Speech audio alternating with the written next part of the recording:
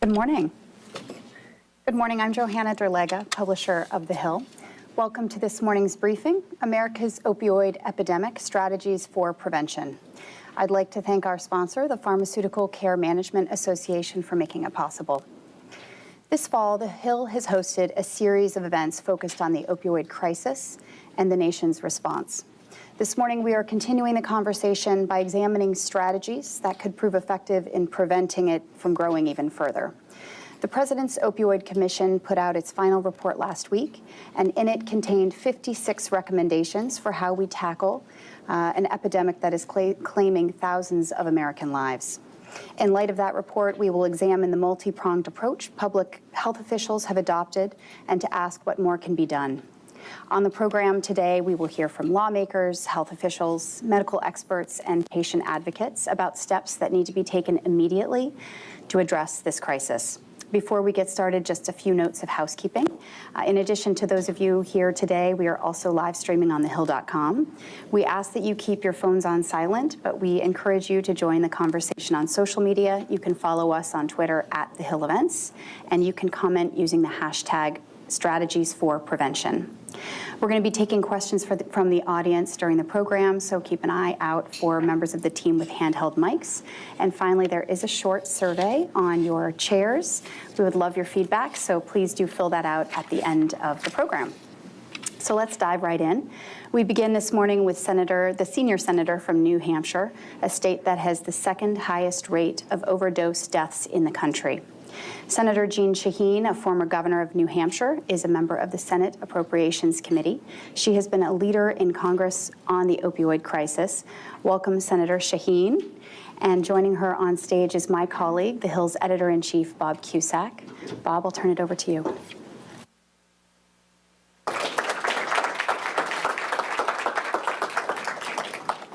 Thank you, Senator, for joining us this morning. Thanks, Johanna. Just want to start with news of the day. The big political event today is a big governor's race. There's one in New Jersey, but the one that people are focusing on is Virginia. Are you confident that Ralph Northam's going to win? Well, I'm never confident until the votes are totaled. Yeah, and it's a very close race. So everybody who's from Virginia, I hope if you haven't voted, vote again. You know, we'll see. I've been watching the ads, and I have to say, it's been an ugly campaign. I've been disappointed in the negative ads and going after Ralph Northam on things that are intentionally designed to scare people. Okay, so President Trump, he stopped short of declaring the opioid epidemic a national emergency, instead a public health emergency. What does that mean? How does that impact New Hampshire? And do you think that he went about it the right way? Well, I wish he had declared it a national emergency. The recommendations from the commission that he appointed were to declare a national emergency and to have the Secretary of Health and Human Services declare a public health emergency. And I think that would have been important in further mobilizing people to address the epidemic. You know, in New Hampshire, we have the second highest rate of overdose deaths in the country. We have the highest rate of deaths from fentanyl in the country. It's devastated families, communities, whole communities are affected. Everyone knows someone who has died because of an overdose. And so we have to appreciate the impact this is having and put all the resources that we can to bear to address this. You mentioned the commission report. What is your view? It's very comprehensive, a lot of recommendations, and where do you see it going from now, both from the administration standpoint and Congress? Well, I hope we will take up those recommendations. I hope the administration will put in place the variety of recommendations that they made, and I support what the commission did. I think it's important. I think the more attention we can get to this problem, the better. I wish they had recommended more resources to back up some of the things in the report, but it's an important start, and we need to continue to follow those recommendations and to get more resources. And I think that's one of the things that Congress is focused on. You mentioned resources, and that's a big issue with this. You remember the Appropriations Committee. There was a lot of talk of opioid money being in the health care, replacing Obamacare, but of course that did not pass. So what is the funding situation? How much is needed? How much is this going to be on the agenda the rest of this year and going into next? Well, last December, we passed the 21st Century Cures Act, which provided $500 million in 2017 and $500 million in 2018 to address the opioid epidemic. I really disagreed with the formula that the Obama administration came up with, and unfortunately, the Trump administration has continued that in the way that money gets distributed. When Congress passed the dollars, they urged that they go to those states that were most affected, and basically it's gone on a formula that benefits the most populous states, so that New Hampshire, which is affected tremendously, West Virginia, Maine, some of the other smaller states get a very small percentage of the dollars. So you're saying that the congressional intent, the administration and the prior administration was not following the congressional intent of that legislation? I think they have sent the money out mostly based on population with the formula has a very small percentage that goes to the rate of overdose deaths, the real impact that states are feeling, yes. There has been some frustration on both sides of the aisle with the administration and how it's handled this epidemic. How do you think this administration has done? Some people, as you know, the president constantly said we have a big announcement. We were waiting for the big announcement. And we finally got the big announcement. We had this commission report, but how would you grade them? How do you think they're doing? Well, when Donald Trump campaigned in New Hampshire, both during the presidential primary and during the general election, he talked about the impact of the epidemic in the state. It's very apparent, as I said. And he said that he was going to address that. And unfortunately, he hasn't moved fast enough or far enough, I believe, to really make the kind of impact that we need on this kind of national health emergency. And that's what it is. You know, we're losing about 64,000 people a year from this epidemic. And if we were losing that many people in some other public health emergency, we would have addressed that by now. But I think it speaks to the way that many people still think about this, and that is as a moral failing. You know, if you're misusing substances, then there must be something wrong with you, and not appreciating the addictive nature of opioids and what that's done to make this such a widespread problem. What are the solutions? I know you've authored legislation and co-sponsored other bills. What needs to get done, and what is the time window of when this epidemic will really get on, where policymakers can get on top of it? Well, the good news in New Hampshire is that if we're continuing on course, we're going to see the death rate drop about 6%. So while that's not a huge number, that's positive. And is that this year compared to last? That's this year compared to last year. And that speaks to efforts in communities and the support that has been provided. The number one most important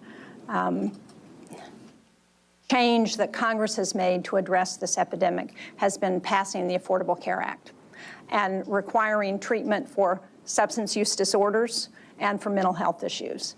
In New Hampshire, that's what's provided treatment for people, the expansion of Medicaid.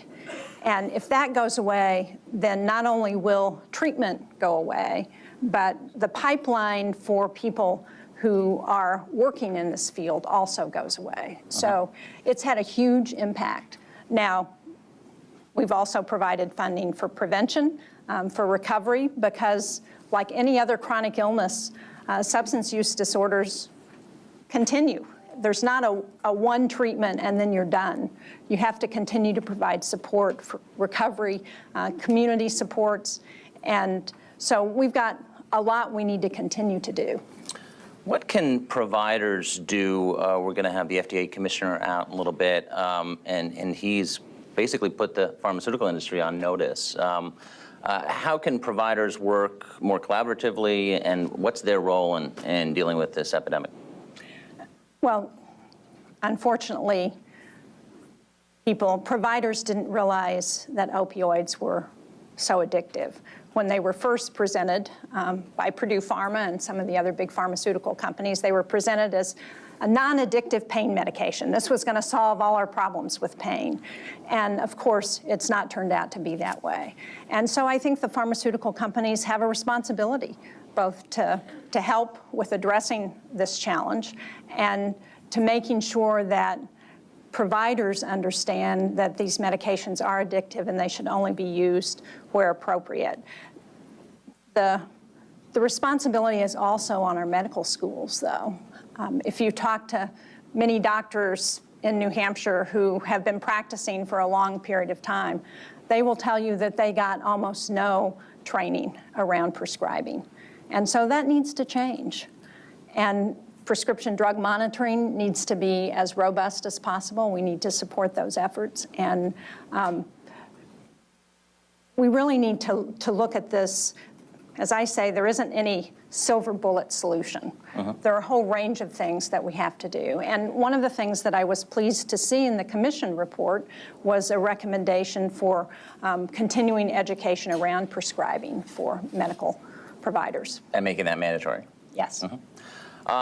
President Trump has promised a mass media campaign. We've seen these before, debatable of how much just say no from the Reagan administration. But if you have any type of mass media campaign, what are the ingredients that need to go into it? And that would require a lot of money. It would. And do you think that is, what is the message on prevention? What have you seen work in New Hampshire and not work? What I've seen work in the state is people working together. So one of the things that has been very successful, I'll give you an example, in the community of Laconia, which is a small town in the Lakes region of our state. If you've heard of Lake Winnipesaukee, it's on the lake. And one of the things they figured out very early is that rather than trying to put people in jail, they needed to get people into treatment. And so they designated an officer on the police force who did nothing but work to get people into treatment. So whenever he found somebody who had a substance use disorder, instead of trying to put them in jail, he would actually try and help them get into treatment. And they've worked with the schools in the community, with the hospital, they have recovery center now, and everyone has worked together to try and address this challenge. And that's what I've seen work the best. How closely are you working with HHS and the agencies, and have they been responsive to your request on opioids? They have been. Okay. You know, again, we need to provide funding. So when HHS can only do so much if they don't have the money to do that. And so what we need to do as Congress is to make sure that funding is there to help them. A little bit later, we're going to open it up for questions, so think of your questions. I do want to ask you, you mentioned the severity of this problem, which I don't think, even though with all the attention on it, still gets enough attention. 91 people dying each day. And these are Republicans and Democrats. Right. And this is across the country. So just in the Senate, have you, it's a clubby institution, but are you working with other senators who have major problems in their state? And what has that collaboration been like? There is bipartisan support to address this problem. Now, where the support breaks down is around the funding issues. And around health care, as we saw in terms of the effort to repeal the Affordable Care Act. But Rob Portman, for example, he and Sheldon Whitehouse, Rob Portman, Republican from Ohio, and Sheldon Whitehouse, Democrat from Rhode Island, worked together over a long period of time to put together the Comprehensive Addiction and Recovery Act, CARA. They got a lot of us involved as co-sponsors, and they were able to get that done.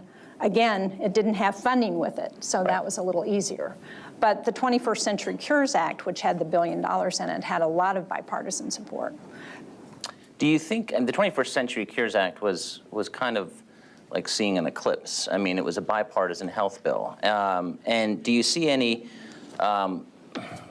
hope for that? You mentioned the Affordable Care Act and how that was so important. And Senator Portman was one of the ones, was kind of the holdouts and looking for stuff specifically on opioids. So in the Republican repeal and replace bill, would they have kept some of those provisions, or would they have been knocked out on prevention? Well, in the last repeal bill had $45 billion that was designated to go to address the opioid epidemic. And people may know that Bob Casey took that $45 billion and has put in a bill to continue to fund the opioid epidemic at $45 billion, so it amounts to about $5 billion a year. Now, I don't think that's going anywhere, but that's important if it's on top of the health care that's already available. But if you take away the health care through the expansion of Medicaid, through the Affordable Care Act, it's a drop in the bucket to replace that. And the important thing is not just the requirement that you have to provide treatment for substance use disorders, but it's also the mental health component as well. What we know is that so many people who have substance use disorders also have mental health issues. And if we don't allow them to get help for the mental health issues, then the substance use piece is going to keep coming back. What has been the human toll? I was in Manchester in the fall of 2015, and really a lot of publications in Washington were not writing about it. And I realized that wow, this is such a major problem. So that was 2 years ago, and now it seems there's been a lot more attention on it. But what is the human toll that you've seen at the ground level with effect on families and the state resources? Well, I'll give you two examples. I was at Catholic Medical Center, which is one of our biggest hospitals in the city of Manchester, the biggest city in New Hampshire. And they were reporting, I had the head, Dr. Volkov, who's the head of the Office of Drug Abuse in NIH. And they were reporting to her about having 7 overdoses of carfentanil in the emergency room in one day. And what they had to do to address it, because this is so dangerous that you can't just, if it gets on your skin, it is a problem and it could be lethal. So they have to come up with all these new requirements for how to address those kinds of overdose patients when they come into the hospital. And the fact that she was really impressed and took back some of what they had learned about how to address this. The other is a friend of mine who's, she and her husband are middle class, or he was middle class, had a good job. Their children were grown, and he had a back problem. He was prescribed opioids for his back problem, and he had been on them too long. The doctor suddenly took him off. It created depression so bad that he went out and bought a gun in the morning, went home and shot himself in the afternoon. And those are the kinds of stories that sadly almost everyone in New Hampshire can tell about friends or family. And you know, that has a long-term impact. Sure. The other impact is on the kids. We have so many children now who are being raised by grandparents whose parents have either died from an overdose or are no longer functional. I have another friend who's an attorney who has his 3 grandchildren because the son-in-law overdosed and the daughter can't take care of the kids because of her substance misuse problem. And he said to me, you know, I just want to live to be 80 so I can get the youngest one out of high school. That next generation is facing a devastating toll. And unless we deal with this, we're going to see that happen to generation after generation. So we've got to get this under control. And that means we've all got to come together and provide resources to help communities and families. Powerful stuff. Why don't we open it up for questions if you can raise your hand, and we have people with mics, and just identify yourself, and if you can, keep it short so we can get a lot of questions in the last few minutes. Senator, thank you so much for being here. So just a question about funding. You talked about some of the challenges with 21st century cures. I was hoping you might also speak about the CARA bill and the funding level for its provisions, kind of where things stand with the CR that we have right now and what the outlook is for fiscal year 2018.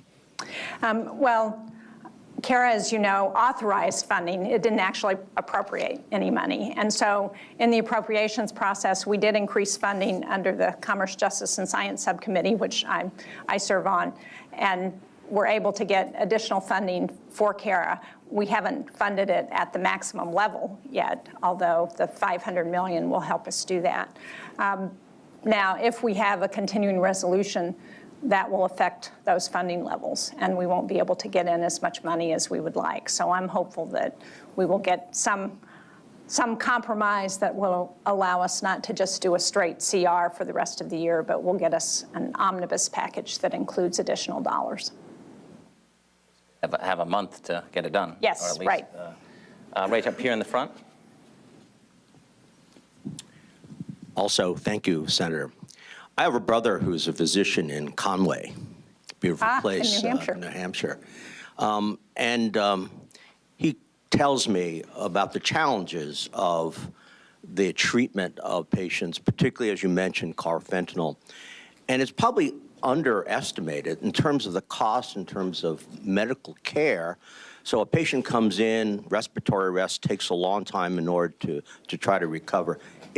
It actually takes a lot of resources from the rest of the community. How are you looking at this? And I guess really the question is, there are some who say it's only a problem in New Hampshire, in Ohio, West Virginia, New England, other. But how do you look at it sort of as as a problem across the country? Well, it is a problem across the whole country. Some places are having more challenges than others, and as you point out, in New England, northern New England, in our rural communities, we have a huge problem. You know, I was down at the border in Laredo back in 2015 talking to Customs and Border Patrol agents, and they said that what they've seen is that the illegal drugs, so heroin, comes across the border there and it goes up the interstate, so up 95 to northern New England, up 35 through the middle of the country. And so that's one of the ways that it gets spread. But no, make no mistake, this is a national challenge. And even though we see it worse in small states because we know everybody, if you look at places like California and New York and Pennsylvania, it's a huge problem there as well. So I think that's part of my belief that we've got to provide additional resources for communities. Senator, thank you. Going to echo everyone. Thank you again. My name is Jesper Vandenberg. I'm from George Mason University, their international security program. I had a quick question on looking forward to America's next potential epidemic. And I was wondering if you could speak to any of the policies in place or skills that we've picked up to make sure that, when America faces its next healthcare crisis, we, stop it before it grows to the level that the opioid epidemic is at. No, I don't have any. As I said, one of the things that I think is most effectively addressing the opioid epidemic that I do think applies to future crises is recognizing that this is not a siloed problem, that you can't say this is just a medical problem or this is just a law enforcement problem, or this is just an education problem, recognizing that it all overlaps, and we've got to treat it that way. The best way to deal with this opioid epidemic is through prevention, through making sure that prescribing changes, the way we view pain medication or opioids is different, to make sure that we address the problem for kids in school at a young age so that they understand there are other options, making sure that people have health care and mental health care, so when they have a problem, they can go and get help. And I think that applies to whatever emergency we might have. And for one more.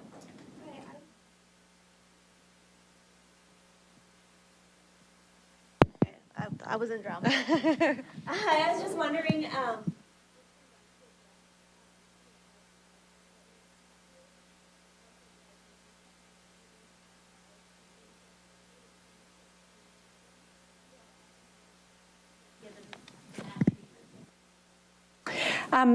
Well, I can't tell you what's happening across the country. I can tell you what's happening in New Hampshire.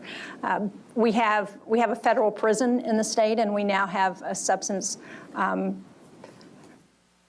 we have a treatment program in that federal prison for people with substance use disorders. We have a number of county jails that have been very effective in providing treatment programs for people and in getting them signed up, recognizing when they're going to get out of jail and making sure they're signed up for expanded Medicaid so they don't lose the treatment when they get out of jail. And that's one of the huge problems. I had a doctor write me about a patient that she had been treating who came to see her who had gotten, he had been getting health care and he got arrested and was in jail. He was going to get it out of jail, and he came to her as soon as he got out. She couldn't get him into a program fast enough, and he overdosed. And making sure that people know where to get help as soon as they get out is really critical. And as I said, we're having some success with that. It's slow, and we're learning, but it's very important that we do that. And listen, one of the things that I know everybody in this room knows, but it's important to remind people, these costs aren't just to the person who has the substance use disorder and their families. These are costs to the community. The cost of the opioid epidemic in New Hampshire is billions of dollars a year because of lost productivity, because of other challenges with law enforcement and with treatment. So these are costs to all of us, and it's in all of our interests to address this problem in a way that reduces the human toll in the future. That's all the time we have. Please thank Senator Shaheen, and I'll hand it back to Johanna. Thank you so much. Thank you.